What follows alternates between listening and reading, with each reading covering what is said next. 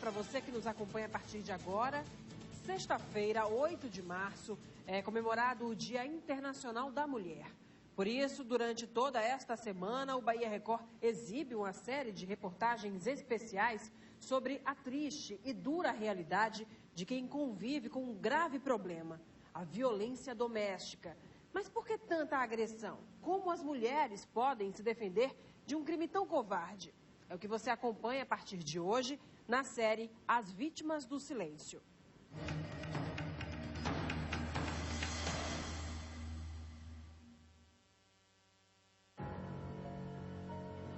Quebrou a vassoura em 3 pedaços. Ele jogou pimenta nos meus olhos, ele me deu um murro na testa. Começou a socar meu rosto. Me torturou. A história que começa romântica... Ele, no começo, era carinhoso. Vira um conto de horror. Beber água de latrina. Ele tentou me crucificar na parede. Em seguida, a vergonha impede que a dor rompa o silêncio. Eu sofri preconceito da família, preconceito dos amigos, dos vizinhos. Essas imagens mostram o rosto de Valéria Oliveira dos Santos, depois que o marido, durante uma discussão, jogou álcool e ateou fogo nela. A dona de casa sofreu queimaduras de 3º grau, chegou a ser internada na UTI e teve que passar por cirurgia plástica. O caso aconteceu na cidade de Itambé, no sudoeste da Bahia. Eu hoje tenho vontade de olhar para ele e perguntar por quê. Porque não teve motivo. Não tinha um porquê. Eu acho que nem ele deve saber por que ele fez isso. E se sabe, é só na cabeça monstruosa dele. O marido, Hélio Caetano da Silva, está preso. Para a polícia, ele contou que a mulher se queimou no chuveiro elétrico, mas não pôde esconder uma forte evidência: as próprias mãos queimadas. Estatísticas da Superintendência de Políticas para as Mulheres revelam que no Brasil, a cada minuto, 4 mulheres são espancadas por um homem com quem mantém ou manteve uma relação afetiva. Ou seja, a cada 15 segundos, uma mulher sofre violência doméstica. A maioria dos casos acontece na capital do estado. Os índices de violência contra a mulher em Salvador são crescentes e alarmantes. Em 2012, foram registradas 10.325 ocorrências nas delegacias especiais de atendimento à mulher. Crimes que vão desde ameaças até lesões corporais, espancamentos, estupros e homicídios. Em dezembro do ano passado, 2 casos chocaram a população baiana. No bairro da Graça, em Salvador, numa manhã de segunda-feira, Guilherme Marrone Soares de Almeida, de 41 anos, atirou várias vezes na ex-mulher, a cozinheira Sônia Souza, de 32 anos. Ele não se conformava com o fim do relacionamento. Eu acabei perdendo o controle emocional e acabei fazendo o que eu fiz. Em Vilas do Atlântico, Lauro de Freitas, a dona de uma empresa de fisioterapia, Clarissa Vieira Nunes, de 34 anos, foi assassinada pelo marido quando trabalhava. Anderson Coelho Nunes, de 37, gerente-geral de uma grande rede de departamentos, cometeu suicídio logo depois do crime. O casal tinha 3 filhos. A Lei Maria da Penha, criada em 2006, criou mecanismos para coibir a violência contra a mulher, seja ela física, psicológica, sexual, patrimonial ou moral. A partir do momento que as mulheres tomam conhecimento da existência de uma lei específica para lhe proteger, então elas têm buscado as unidades, têm registrado, têm trazido essas notícias, né, das violências das quais são vítimas. Apesar do aumento no número de denúncias, muitos casos acabam sem solução. Na maioria das vezes, a mulher acaba voltando para perto do agressor. Segundo especialistas, o problema é a falta de políticas públicas para amparar a vítima. Pesquisas da Rede Feminista de Saúde mostram que 28% das mulheres mantêm a relação por causa da preocupação com os filhos. 21% têm medo de ser mortas caso rompam um vínculo. 16% por falta de autoestima.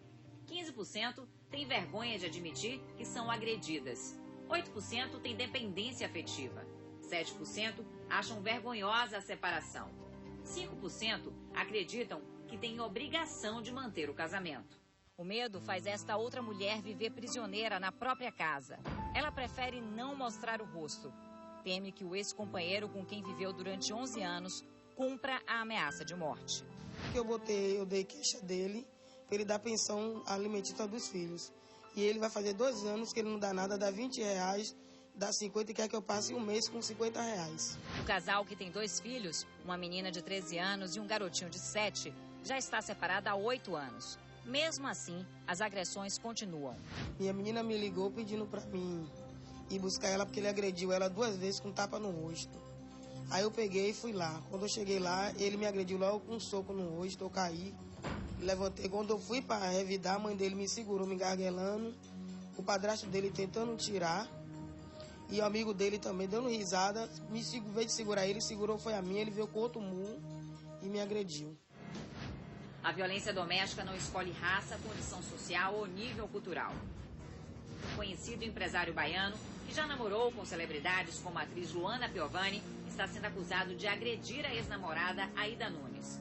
O caso está sendo investigado pela Delegacia de Brotas, especializada no atendimento à mulher. Essa doutora em psicologia atende pacientes com idades entre 26 e 35 anos, que são independentes financeiramente e que, mesmo assim, sofrem violência psicológica e, às vezes, até física. Ela explica que, na maioria dos casos, a agressão começa com críticas, do jeito de vestir, de cuidar dos filhos e até mesmo de cozinhar. Em algumas situações, a vítima pode se sentir também vigiada, quando tem um namorado que liga toda hora ou manda mensagens só porque ela saiu com as amigas. Muitas vezes é difícil avaliar, porque às vezes a pessoa pode ser agressiva com outras, mas com aquela que ela quer manter uma relação de maior intimidade, ela pode ser uma pessoa muito sedutora, e esse jogo de sedução, ele pode ser perigoso, né, para manter, e justamente ele faz isso para manter o controle sobre essa mulher, para seduzir e depois fazer com que depois essa mulher acaba ficando vulnerável e caindo no jogo de sedução mais perigoso. Na próxima reportagem da série, você vai descobrir como a violência doméstica prejudica o ambiente familiar. Imperdível, é amanhã aqui no Bahia Record. E falando em violência doméstica, ainda nesta edição, você vai ver como foi o julgamento do caso de uma mulher assassinada a facadas pelo marido em 2011. Uma dupla foi presa depois de saquear uma carga de cigarros na capital.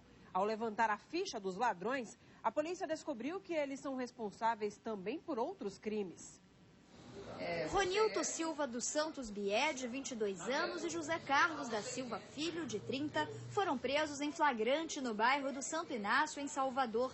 Eles estavam com esses 2 carros roubados e tinham acabado de saquear uma carga de cigarro.